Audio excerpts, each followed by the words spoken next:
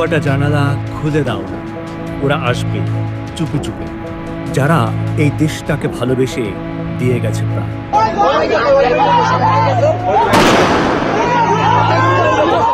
দর্শক মণ্ডলী, যুগে যুগে কিছু মানুষ আসে যারা এই দেশটাকে ভালোবেসে নিজের জীবন দিয়ে আমাদের ভালো থাকা ও আমাদের স্বাধীনতাকে রক্ষা করে। 2024-এর জুলাই মাস বাংলাদেশের ইতিহাসে আরেকটি গুরুত্বপূর্ণ অধ্যায়।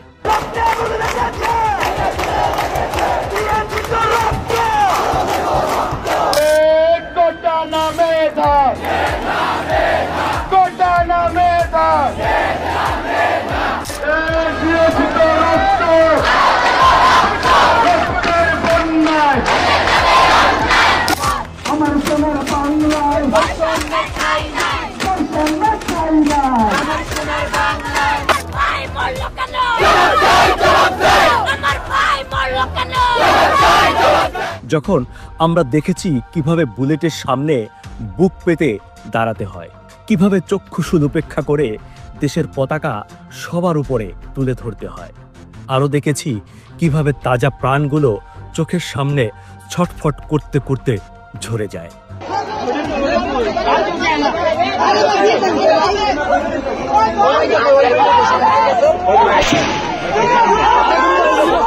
যারা বলেছিল এ যুগের তরুণরা শুধু গেমস আর সোশ্যাল মিডিয়াতে ডুবে থাকে, তাদের দেখিয়ে দিয়েছে আমাদের তরুণ সমাজ কিভাবে অধিকার আদায় করতে হয়। আমরা স্পষ্টভাবে বলতে চাই, এইভাবে সহিংসভাবে এই আন্দোলনকে দমন করা সম্ভব নয়। 2024-এর জুলাই মাসের 16 তারিখ থেকে 36 তারিখ পর্যন্ত, অর্থাৎ 5ই আগস্ট পর্যন্ত এদেশের ছাত্র জনতা যেমন জীবন বাজি রেখে রাস্তায় নেমেছিল, ঠিক তেমনি তৎকালীন ফ্যাসিবাদী সরকারও মেতেছিল মৃত্যুর খেলায়, দিয়েছিল মরণ কামড়। করে করে লাভ কামানো লাগছে, কিন্তু ভূমি করলে মর একটা আহত হয় একটা, একটাই যায় স্যার, বাকি যায়। এটা হচ্ছে সবচেয়ে বড় আতঙ্কের এবং দুশ্চিন্তার বিষয়। পৃথিবীর সকল নিয়ম ভেঙে দেওয়া হয়েছিল সরাসরি গুলির নির্দেশ। বাহিনীগুলো মেতে ওঠে মরণ খেলায়। ঢাকার বিভিন্ন রাস্তায় পড়ে থাকতে দেখা যায় মানুষের সারি সারি লাশ।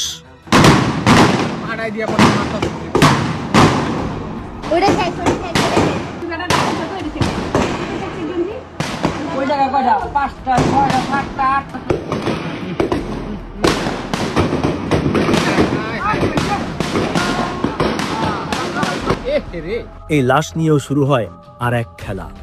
বিশ্ব মিডিয়ার চোখ ফাঁকি দিতে বহু লাশ বেওয়ারিশ হিসাবে রাতের আধারে গোপনে গণকবর দেওয়া হয়।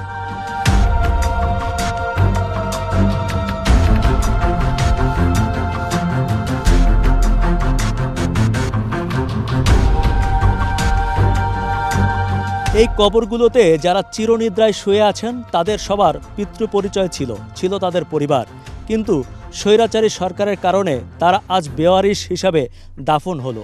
তারা তো বেওয়ারিশ ছিল না। দর্শক মণ্ডলী, সত্যি তারা কোনোদিনও বেওয়ারিশ ছিল না। তাদের পরিবার ছিল, স্ত্রী ছিল, সন্তান ছিল। আজও তারা এই কবরস্থান কিংবা এই গণকবরে এসে দোয়া করেন, কিন্তু অত্যন্ত দুর্ভাগ্য কি জানেন, তারা নিজেরাও জানে না যে তার স্বামীর কবর কোনটি, তার সন্তানের কবর কোনটি, তার ভাইয়ের কবর কোনটি। আমি ঠিক জানি না জাতি আর কত লজ্জিত হলে এই সমস্যার সমাধান হবে। আজকে 1 বছর হতে চলল স্বজনরা এখানে এসে মোনাজাত করে, অথচ জানে না তাদের স্বজনের কবর কোনটি। আত্মীয় স্বজন দুনিয়াতে বেঁচে থাকা অবস্থাতেও তারা বেওয়ারিশ। আমি জানি না এই সমস্যার সমাধান কোথায়। দর্শক মণ্ডলী, চলুন আজকে এই বিষয় নিয়ে সংশ্লিষ্ট সকলের সাথে কথা বলে সমাধান খোঁজার চেষ্টা করি।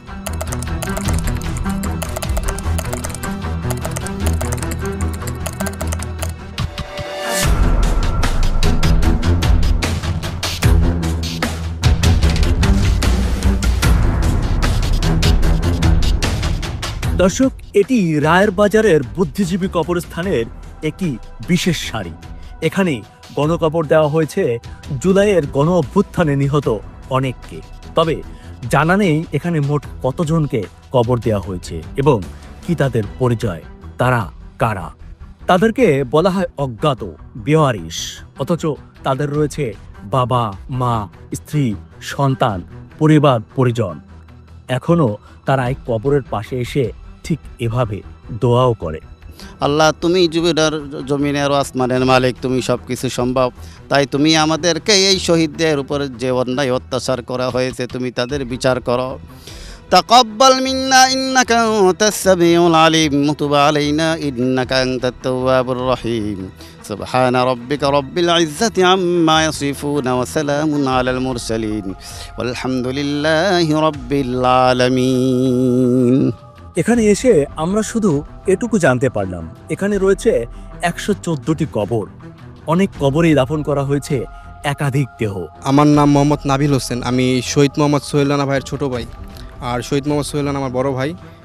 আমার ভাই 18 জুলাই 2024 সন্ধ্যায় বাসার থেকে বের হইছে, মানে প্রতিদিন যেভাবে বের হয় ওভাবেই বের হইছে। বের হওয়ার পরে আমরা ফ্যামিলি সবাই বাসায় চলে আসা পড়ছি। এর মধ্যে আমার মেজো ভাই উনিও আর কি বাসার উদ্দেশ্যে রওনা দিতেছে। তো রওনা দেওয়ার অবস্থায় আমাকে ফোন দিছে যে ভাইয়া সোহেল ভাই কি বাসায় আসছে নাকি, আমাকে বলতেছে আমার মেজো ভাই। তো তখন আমি বললাম ভাইয়া তো বাসায় আসে নাই, তো ভাইয়ার ফোন তো বন্ধ, মানে আমার মেজো ভাই বলতেছে ভাইয়ের ফোন তো বন্ধ, তুমি একটা ফোন দেওয়া দেখো তো। পরে আমিও ফোন দিছি, ভাইয়ের ফোন বন্ধ। তো আমরা সবাই বাসায় এসে পড়ছি। আসার পরে আমার ভাই আর আসে নাই, আমার বড় ভাই আর আসে নাই। তো আমরা একটা চিন্তায় পড়ে গেছি যে রাস্তাঘাটে গ্যাঞ্জাম হইতেছে, ভাইয়া কই গেল। ওই দিন আর আমরা বের হই না রাতে। তো ওই দিন সবাই আর কি যার যার রুমে বসে ছিলাম, মানে চিন্তা ভাবনা করছি কই গেল।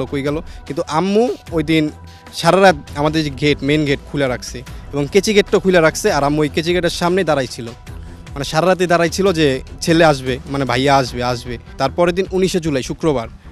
তো শুক্রবার আমাদের যত আত্মীয় স্বজন আছে সবাইকে ফোন দেওয়া হয়েছে, সবার বাসায় আর কি যাওয়া হয়েছে আমার ভাইয়ের খোঁজের জন্য। না, আমার ভাইয়ের খোঁজ ওখানে কোনো মিলে নাই। তবে ভাইয়ের যে বন্ধুবান্ধব, ফ্রেন্ড সার্কেল যারা আছে আশেপাশে সবাইকে ফোন দেওয়া হয়েছে, এলাকায় যাদের বাসা আছে, আশেপাশে যাদের বাসা আছে তাদের বাসায় যাওয়া হয়েছে, কিন্তু ভাইয়ের খোঁজ ওখানেও মিলে নেই, কোনো জায়গায় মিলতেছে না। একটা পর্যায়ে আমরা আমাদের এলাকার কদমতলী থানা, তো ওখানে আমি, আমার মেজো ভাই আর আমার মামা আমরা ওখানে যাইতেছি আর কি, মেরাজনগর পর্যন্ত গেছি। আর কদমতলী থানাটা হলো আপনার রায়েরবাগে পড়ছে। তো মেরাজনগর পর্যন্ত আর কি যেতে পারছি, এরপর আর যেতে পারি নাই। ওখানে আর কি আপনার গোলাগুলি শুরু হয়ে গেছে, ছাত্রলীগ, আওয়ামী লীগ, তারপর পুলিশ, মানে ধুমসে আর কি গুলি করতেছে, আর ছাত্ররা আর কি দৌড়াদৌড়ি করতেছে, যেমনি পারতেছে আর কি চোখ বন্ধ করে গুলি করতেছে। তো এই অবস্থাতে তখন যাওয়া যায় না। তো তখন চিন্তা ভাবনা করছি যদি আমাদের কিছু হয়ে যায় তাহলে আমার ভাইকে খুঁজবে কি। তো আমরা আর কি ওখান থেকে বাসায় আইসা পড়ছি। বাসায় আসার পরে এলাকায় আবার খুঁজতেছিলাম, সবাইকে বলছি। আর তখন নেট বন্ধ ছিল, যে কারণে আর কি আমরা নেটে কোনো বিজ্ঞপ্তি দিতে পারি নাই, নিখোঁজের কোনো পোস্ট করতে পারি নাই। ঢাকা মেডিকেল আপনার কলেজ মর্গে, তারপরে ঢাকা মেডিকেল মর্গে, তারপর ইমার্জেন্সিতে, সব জায়গায় আমরা খুঁজছি, কোনো ওখানে আমরা খুঁজ পাই না। সবচেয়ে বড় কথা ওখানে আমরা টাকা দিয়ে খুঁজছি, মানে যে স্টাফকে টাকা দিতে হয়েছে খোঁজার জন্য। তা বলছি যে আপনাকে আমরা কন্ট্যাক্টে নিলাম, আপনি আমাদেরকে, আমরা তো চিনি না ভালো করে, আপনারা আমাদেরকে লাশ দেখাবেন বা কোথায় অসুস্থ মানুষ আছে, আন্দোলনের সময় গুলি খাইছে তাদেরকে দেখাবেন। তো উনি সবই দেখাইতেছিল, কিন্তু ওখানে কোনো আমরা খোঁজ পাই নাই। তো একটা পর্যায়ে উনি বলতেছে কি এখানে তো কোনো খোঁজ পাইলেন না, আপনার বানি ইউনিটে কিছু লাশ রাখা আছে, ওখানে যান। তো তারপরে ওখান থেকে বের হয়ে বানি ইউনিটে গেছি, ওখানেও যা আর কি আমার ভাইয়ের কোনো খোঁজ পাই নাই। তারপরে আমরা আবার ওই স্টাফের কাছে গেছি। যাওয়ার পরে স্টাফকে বললাম ভাই আমরা তো কোনো খোঁজ পাই নাই আমার ভাইয়ের, এখন আর কি করার, কোথায় যাব। যেহেতু খোঁজ পান নাই সেহেতু তো আমাদের কিছু করার নাই, দেখেন আর অন্য কোনো জায়গায় খুঁজেন, জেলখানায় খুঁজেন, এগুলোতে যা খুঁজেন পাইতে পারেন। পরে এর মধ্যে আপনার আমাদের চোখ পড়ে গেছে যে আপনার পোস্টমর্টম ঘরে ওই রুমটার সামনে কয়েকটা পুলিশ, শাহবাগ থানার পুলিশ দাঁড়ায় রয়েছে, আর ভেতরে কয়েকটা পুলিশ ছিল, আর অনেকগুলো লাশ ভেতরে। আর পুলিশ কনস্টেবল ব্যাগ নিয়ে আসতেছে, ব্যাগ নিয়ে এসে ভেতরে ঢুকতেছে, আর ব্যাগ চেন লাগায় আর কি ভেতরতে বের করতেছে। তো একটা পর্যায়ে আমার মামা, আমরা তো 3 জন গেছিলাম, পর মামা আর কি ভেতরে আর কি মানে চলে যাওয়ার পর একটা পর্যায়ে ধাক্কা দিছে, শাহবাগ থানার ওই কনস্টেবল ধাক্কা দিয়ে বলতেছে আপনি কোথায় যান, এখানে সব লাশ আইডেন্টিফাই করা আছে, আর এগুলা পোস্টমর্টম করা হয়েছে, এগুলা যার যার ফ্যামিলি ওনারা বুঝা নিছে, ওনাদেরকে দিয়ে দেওয়া হবে। তো তখন তো আমাদের মাথায় সেন্স ছিল না যে এই লাশগুলো আইডেন্টিফাই পুলিশ করবে আর পুলিশ করে ফ্যামিলিকে দিবে। তো তখন এইগুলো আমরা কিছুই বুঝি নাই, আর আমরা তখন জানি না যে ওটার ভেতর মনে আমার ভাইয়ের লাশ থাকতে পারে। তখন যদি আমরা চেক করতাম তাহলে ওখানে আমার ভাইয়ের লাশ পাইতাম, কারণ ওখানে অনেকগুলো লাশ ছিল। ফেসবুকে একটা ভিডিও দেখে আপনারা শনাক্ত করেন যেটাই আপনার ভাই। তো তারপরে আর কি আপনার ওই পেজটাকে আমরা অনেক মেসেজ করি, তারপর কমেন্টে বলি যে এটা আমার ভাই, এই লাশটা আর কি কোথায় পাওয়া হয়েছে, বেঁচে আছে কিনা না মরে গেছে। কারণ ওই লাশটাতে আপনার দুইজন তো একটা পিচ্ছি পড়েছিল, আর সাথে আমার ভাই, এই ছাত্র জনতা কিছু মানুষ আইসা আর কি আপনার চেক করতেছে যে বুক এই জায়গা ধরতেছে, এই জায়গা তো চেক করতেছে, চেক করা অবস্থায় আর কি রানিং অবস্থা আবার দৌড় দিচ্ছে, আর ওদের এত লাঠি ছিল, মানে আর কি আপনার 15-16 সেকেন্ডের একটা ভিডিও, মানে কয়েক সেকেন্ডের একটা ভিডিও, ওই পর্যন্ত একটা ভিডিও পাই, মানে ওই ভিডিওটা পেজে পাই, ওই পেজটার সাথে অনেক কন্ট্যাক্ট করতে চাই, বাট কোনো কন্ট্যাক্ট করতে পারি না, কারণ ওই সময় তো স্বৈরাচার সরকার ছিল, আর ওই সময় হয়তো ওনারা হাইড করে আর কি পেজটা চালাইছে। তো এভাবে খুঁজতে খুঁজতে 21শে আগস্ট 34 দিন পর সন্ধ্যার সময় একটা ফোন আসছে, যেটা আর কি আমাদের পাশের এলাকায়, মানে ওনার ভাইও নিখোঁজ, ওনার ভাইয়ের নাম মেরাজ আর ওনার নাম মিথিল। তো ওনার ভাই নিখোঁজ, উনি আর কি আমাদেরকে ফোন দিয়েছে, ফোন দিয়ে বলতেছে ভাই আমি তো আপনাদের পাশের এলাকার, আমার ভাই তো আন্দোলনের সময় নিখোঁজ হয়েছে, আমার ভাইয়ের কোনো খোঁজ পাই নাই। তো খোঁজ না পাওয়ায় আমি আমার ভাইয়ের খোঁজের জন্য ঢাকা মেডিকেল আসছি, আমি আমার কয়টা ফ্রেন্ড সার্কেল মিলে ঢাকা মেডিকেল আসছি। আসার পরে ঢাকা মেডিকেলে কলেজ মর্গে ঢুকছি, ঢোকার পরে ওখানে একটা স্টাফ আমাদেরকে কয়েকটা ছবি দেখাইছে, ওগুলো কি মানে দাফন করছে কি করছে আমরা কিছু জানি না, আমাদেরকে দেখাইছে। মানে আমরা প্রথমে লাশ দেখছি, ওখানে যা লাশ দেখার পর কোনো সন্ধান পাই নাই ওখানে। তারপর ইমার্জেন্সিতে গেছি, ওখানে কোনো সন্ধান পাই নাই আমার ভাইয়ের। তো ওই স্টাফ আমাকে ডেকে নিয়ে আর কি মর্গের ভিতরে আমরা ঢোকার পরে ওই স্টাফ বলতেছে আমার কাছে কিছু ছবি আছে দেখেন। পরে উনি আর কি ছবিগুলো দেখতেছিল, দেখার পরে ওনার ভাইয়ের কোনো কিছু পাই নাই ওখানে। তো একটা পর্যায়ে যে একটা ছবি আর কি আমার ভাইকে উনি চিনতো, তো একটা পর্যায়ে আমার ভাইয়ের ছবিটা আর কি মানে উনি একটা ছবি পাইছে যেখানে লেখা অজ্ঞাতক 28 GT নাম্বার 1306 ছবির উপরে লেখা, আর ছবিটার লাশ অনেক ফুলা, মানে অনেক মারাত্মকভাবে মারছে, রক্তাক্ত ছবি। তো ওই ছবিটা দেখার পর বলতেছে যে ভাই এই ছবিটা আর কি কোথায় পাইছেন বা কেমনে কি। তো ওনারা কিছু বলতে পারে না, আর ওনার বন্ধুবান্ধব মিলে আর কি বলতেছে আরে এটা তো সোহেল ভাই, উনি তো 18 জুলাই হারাই গেছে, নিখোঁজ, ওনার তো খোঁজ এখনও ফ্যামিলি পায় নাই, মিল পাইতেছে আপনার ভাইয়ের সাথে, আপনারা আসেন ছবিটা সংগ্রহ করেন। তো আমার মেজো ভাই ওই রাতে চলে গেছে, ছবিটা সংগ্রহ করে বাসায় আসছে। আসার পরে চুপচাপ এক রুমে বসে রয়েছে, বসার পরে আমাকে মেসেঞ্জার ছবিটা পাঠানোর পর আমি কি ছবিটা দেখে বলতেছি এটা ভাইয়া। পরে আমি দৌড়ে যা পাশে বলছি ভাইয়ার ছবি, রক্তাক্ত ছবি কেমনে কি, আমরা তো আঞ্জুমানও এগুলো সব জায়গায় গেছি মানে 5ই আগস্টের আগে। তো ভাইয়া বলতেছে যে আঞ্জুমান নাকি এগুলো দাফন করছে, ওই স্টাফটা বললো যে আঞ্জুমান এগুলো দাফন করছে, মানে আঞ্জুমান এই যে লাশটা আর কি ভাইয়ের, এটা যদি সোহেলবার ছবি হয় তাহলে ওনাকে দাফন করে ফেলছে। 23শে জুলাই আমার ভাইকে শাহবাগ থানার মানে ঢাকা মেডিকেল থেকে শাহবাগ থানায় নিয়ে গেছে, আর শাহবাগ থানা থেকে মানে ওনারা আর কি নিয়ে আসছে 23শে জুলাই, আর 24শে জুলাই এই রায়ের বাজার বুদ্ধিজীবী কবরস্থান 4 নম্বর ব্লক দাফন করছে। সোহেল রানা ছিল মায়ের খুব আদরের সন্তান। মাকে মাঝে মাঝে গান শোনাতেন। গানের সুরে মৃত্যুর 2 দিন আগেও মাকে বলেছিল এই দুনিয়া ছেড়ে একদিন চলে যাবেন। মা হু হু করে কেঁদে ওঠে, বলে বাবা তুই এমন গান আর কোনোদিন গাইবি না। আমার ভিতরে কইলাটা মনে করেন এই পদ্মা ফুটো হয়েছে, ওই পদ্মা বাইরে গেছে।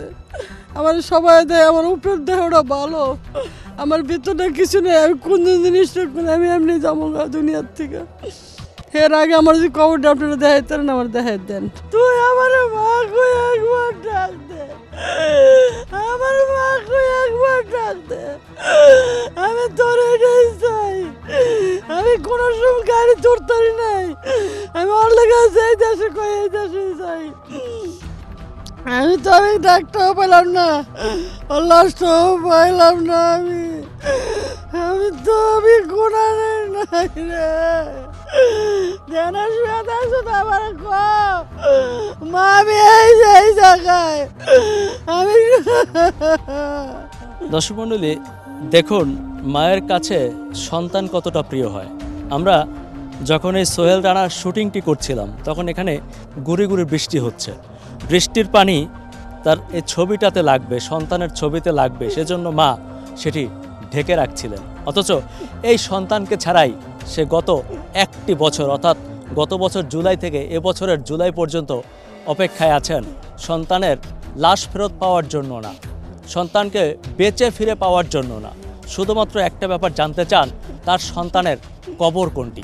দেখুন আমার পেছনে গাছগুলো অনেক বড় হয়ে গেছে এবং কবরের উপরে গাছগুলো এখন একজন মানুষের চেয়েও বড় হয়ে গেছে। অথচ এই মা এখনও সন্তানের কবরটি চিনতে পারেননি। তিনি সরকারের কাছে একটি দাবি জানাচ্ছেন, আমাদের আর কিছু দরকার নেই, আমাদের শুধুমাত্র আমাকে দেখিয়ে দেন যে আমার সন্তানের কবর কোনটি। আমি যখন এখানে আসি তখন এই মা আমাকে জড়িয়ে ধরে কাঁদছিলেন এবং বলছিলেন, বাবা তুমি কি আমার ছেলের কবরটা দেখাই দিতে পারবা? আমি কিচ্ছু চাই না, আমার ছেলের কবরটা দেখতে চাই, যাতে মাঝে মাঝে আইসা তার জন্য দোয়া করতে পারি। আমি ঠিক জানি না যে এই কাজটি করতে আর কত সময় লাগবে। সরকারের দৃষ্টি আকর্ষণ করছি, সরকার চাইলে এবং আন্তরিকতা থাকলে খুব অল্প সময়ের মধ্যেই এই কাজটি করা সম্ভব, কিন্তু আদৌ করবেন কি না সেটা আমার জানা নেই। এই একটি প্রশ্ন নিয়ে এই পরিবারটি সরকারের বিভিন্ন দপ্তরে ঘুরেও কোনো কুলকিনারা করতে পারছেন না। মানববন্ধন, প্রেস কনফারেন্স, কোনো কিছুতেই কোনো লাভ হয়নি। সরকারের অনেকে অনেক আশ্বাস দিয়েছেন, কিন্তু কাজের কাজ কিছুই হয়নি। এখানে 114টা কবর, এখানে একটা কবরের ভিতরে কয়জনকে দাফন করা হয়েছে আমরা আজও জানি না। এই অন্তর্বর্তীকালীন সরকার, এটা তো আমাদেরই সরকার। 5ই আগস্টের পর যখন অন্তর্বর্তীকালীন সরকার গঠিত হইল, তাদের তো প্রধান কাজ ছিল এই কবরগুলো ডিএনএ টেস্টের মাধ্যমে শনাক্ত করে যার যার ফ্যামিলির কাছে পৌঁছে দেওয়া। তো এই অন্তর্বর্তীকালীন সরকারের সমন্বয়ক বলেন, উপদেষ্টা বলেন, যারাই আর কি আমাদের সাথে মানে কথা হয়েছে, আমরা ওনাদের কাছে গেছি, ভিক্ষার থালার মতো আজও ওনাদের কাছে আমরা ঘুরি, কিন্তু ওনারা আমাদের মিথ্যা আশ্বাস দেয়, বলে যে এই কাজগুলো করব, এই কাজগুলো প্রক্রিয়ার ব্যাপার আছে, এগুলো আছে। কিন্তু ওনারা তো ভুলে যাইতেছে যে এদের রক্তের উপর দাঁড়িয়ে তারা অন্তর্বর্তীকালীন সরকার, তারা আমাদেরই সরকার। তারা আমাদের ভাইদের লাশগুলো কেন আইডেন্টিফাই করতেছে না, আমাদেরকে বুঝিয়ে দিতেছে না। আমাদের ভাইদের ছিল পিতৃ পরিচয়, ছিল পরিবার। স্বৈরাচার সরকারের কারণে তাদেরকে বেয়ারিশভাবে দাফন করা হয়েছে। তারা তো কেউ বেয়ারিশ না, তাদের প্রত্যেকজনের ফ্যামিলি আছে এই বাংলাদেশে। তাদেরকে বেয়ারিশভাবে দাফন করছে শেখ হাসিনার নির্দেশে। আর যারাই আর কি আমাদের ভাইদেরকে বেয়ারিশভাবে দাফন করতে সহায়তা করছে, তারা আজও ঘুরে বেড়াচ্ছে, প্রকাশ্যে ঘুরে বেড়াচ্ছে। তারা দেশ থেকে পলায়ও নাই, তারা প্রকাশ্যে ঘুরে বেড়াচ্ছে। এবং কি আপনার এই যে ছাত্রদের নতুন দল, এই দলও যোগ হয়ে গেছে, বিএনপি তো যোগ হয়ে গেছে, জামাতও যোগ হয়ে গেছে। আপনার এই যে আমাদের ভাইরা 11 মাস হয়ে গেছে, আজও আমার ভাইরা বেয়ারিশভাবে পড়ে আছে যে রায়েরবাজার বুদ্ধিজীবী কবরস্থানে। এরা তো বৈষম্যবিরোধী ছাত্র আন্দোলনের সবচেয়ে হতভাগা শহীদ, এদের মতো হতভাগা শহীদ কেউ নাই। তারা মিডিয়ার সামনে বলে এক, আর বাস্তবে কিছুই করে না। আজকে আপনি দেখেন, আপনি এখানে আসছেন, এই কবরগুলো দেখেন জঙ্গল হয়ে গেছে, এখন কোনো মিডিয়া এটা নিয়ে নিউজ করে না। রায়ের বাজারের এই কবরস্থানে বেওয়ারিশ লাশ দাফনের রোস্টার খাতায় দেখা গেল আঞ্জুমান মুফিদুল ইসলাম গত 22 জুলাই 2024 থেকে 31 আগস্ট পর্যন্ত কবরস্থানটিতে 114টি বেওয়ারিশ লাশ দাফন করেছে। তার মধ্যে 22 জুলাই একদিনেই 11টি লাশ দাফন করা হয়, 23 জুলাই 1টি, 24 জুলাই 9টি, 25 জুলাই 3টি, 27 জুলাই 7টি, 28 জুলাই 11টি মৃতদেহ এখানে দাফন করা হয়। এছাড়াও 12 আগস্ট 2টি, 19 আগস্ট 8টি, 21 আগস্ট 7টি, 22 আগস্ট 3টি, 26 আগস্ট 3টি এবং 31 আগস্ট আরও 10টি লাশ দাফন করা হয়। এসব লাশগুলোকেই বেওয়ারিশ লাশ হিসাবে দাফন করা হয়। দর্শক, এখন কথা হচ্ছে এই লাশগুলো বেওয়ারিশ কেন? এখনও নমুনা সংগ্রহ করে ডিএনএ টেস্ট করে এদের একটা পরিচয় তো দেয়া যায়। যে প্রাণ চলে গেছে সে তো আর ফিরে আসবে না, কিন্তু তাদের কবরটা তো স্বজনদের চেনার অধিকার আছে। দর্শক মণ্ডলী, দেখুন তো আমার পাশের এই গাছগুলো কত বড় হয়ে গেছে। এই জায়গাটি আপনারা চিনতে পারছেন? 2024 জুলাইয়ের গণ অভ্যুত্থানে যারা নিহত হয়েছিলেন তাদের অনেককেই রাতের আধারে কিংবা দিনের আলোতে গোপনে ট্রাক ভর্তি করে এনে এই বধ্যভূমিতে দাফন করা হয়েছিল। আমরা জানতে পেরেছি এখানে 114টি কবর রয়েছে এবং অনেক কবরেই একাধিক মৃতদেহকে রীতিমতো চাপা দিয়েছিল তৎকালীন স্বৈরাচার সরকার। দর্শক মণ্ডলী, আজকে 1 বছর পরে এখানে এসে আমরা দেখলাম যে গাছগুলো অনেক বড় হয়ে গেছে এবং কবরের তেমন কোনো অস্তিত্ব নেই বললেই চলে। এখানে যারা নিহত হয়েছে তাদেরকে সকলকে বেওয়ারিশ হিসাবে দাফন করা হয়েছে, অথচ দেখুন তারা তো বেওয়ারিশ ছিল না। তাদের আত্মীয় স্বজনরা এখনও এই কবরস্থানে আসে এবং তারা সবাই এখানে এসে কান্না করে সবার কাছে একটি ব্যাপারই জানতে চায়, আমার সন্তান, আমার স্বামী কিংবা আমার ভাই, আমার পিতার লাশ কোনটি, তার কবর কোনটি। আমরা আর কিছুই চাই না, আমরা অন্তত জানতে চাই যে আমার সন্তানের কবর কোনটি, অন্তত সেখানে এসে আমরা দোয়া করতে পারবো। দর্শক মণ্ডলী, কতটা দুর্ভাগ্য যে আমরা সেটিই তাদেরকে বলতে পারছি না যে তাদের স্বজনের কবর কোনটি। এখানে যারা নিহত হয়েছে তারা এখন প্রায় অস্তিত্ববিহীন। গাছগুলো এতটাই বড় হয়ে গেছে যে এটি দেখার কিংবা পরিষ্কার করার মতো বোধহয় আর কেউ নেই। হয়তো আগামী 2-1 বছর পরে এই কবরগুলো কিংবা এই গণকবরের আদৌ কোনো অস্তিত্ব থাকবে বলে আমার কাছে মনে হচ্ছে না। আমি ঠিক জানি না যে সেই সব পরিবারকে আমরা শেষ পর্যন্ত কি কৈফিয়ত দিব, তাদেরকে আমরা কি বলে সান্ত্বনা দিব। কোনো উপায় না পেয়ে শেষ পর্যন্ত জুলাই রেভলিউশনারি অ্যালায়েন্স এখন সরকারের কাছে 5 দফা দাবি নিয়ে শেষ পর্যন্ত আন্দোলনে নেমেছে। দাবিগুলো হলো: 1. ডিএনএ টেস্টের মাধ্যমে প্রত্যেকটি গণকবর শনাক্ত করতে হবে। 2. শনাক্ত হওয়া প্রতিটি কবরের উপর শহীদের নাম সংবলিত নাম ফলক স্থাপন করতে হবে। 3. কবরস্থানের একটি মর্যাদাপূর্ণ নামকরণ করতে হবে। 4. জুলাই ঘোষণাপত্রে গণকবর বিষয়ক স্পষ্ট উল্লেখ থাকতে হবে। 5. উপরোক্ত দাবি না মানলে মন্ত্রণালয়ের সামনে লাগাতার অনশন করতে হবে। দর্শক মণ্ডলী, এই সোহেল রানার মতো অসংখ্য তাজা প্রাণ এখানে শুয়ে আছে বেওয়ারিশ হয়ে। আমরা এমন আরো বেশ কয়েকটি পরিবার খুঁজে পেয়েছি, তাদের নিয়ে কথা বলবো সমাধান কোথায়ের পরবর্তী পর্বে। দর্শক মণ্ডলী, পরিশেষে একটি কথাই বলতে চাই, গত 2024 সালের জুলাই গণ অভ্যুত্থানে যারা শহীদ হয়েছিলেন, বিশেষ করে যাদেরকে এই কবরস্থানে বেওয়ারিশ হিসাবে দাফন করা হয়েছিল কিংবা মাটি চাপা দেওয়া হয়েছিল, তারা কেউ বেওয়ারিশ ছিল না। তাদেরও আছে আত্মীয় স্বজন, পরিবার পরিজন। তারা এখনও এই কবরস্থানে কিংবা গণকবরে এসে দোয়া চান। তাদের একটি দাবি, তারা টাকা পয়সা চান না, সম্মান চান না, স্বীকৃতি চান না, তারা শুধুমাত্র চান তাদের স্বজনের কবরটি চিনতে। সেটি কি আসলেই অসম্ভব? আমরা মনে করি যে শুধুমাত্র সরকার আন্তরিক হলে তাদের এই সমস্যার সমাধান সম্ভব। দর্শক মণ্ডলী, আপনারা চোখ কান খোলা রাখুন। আপনার চোখে যদি এমন কোনো সমস্যা দেখা দেয়, তাহলে আমাদের মাধ্যমে সমাধান খোঁজার চেষ্টা করুন। যোগাযোগ করুন স্ক্রিনে দেখানো এই নাম্বার কিংবা এই ফেসবুক পেজের মাধ্যমে।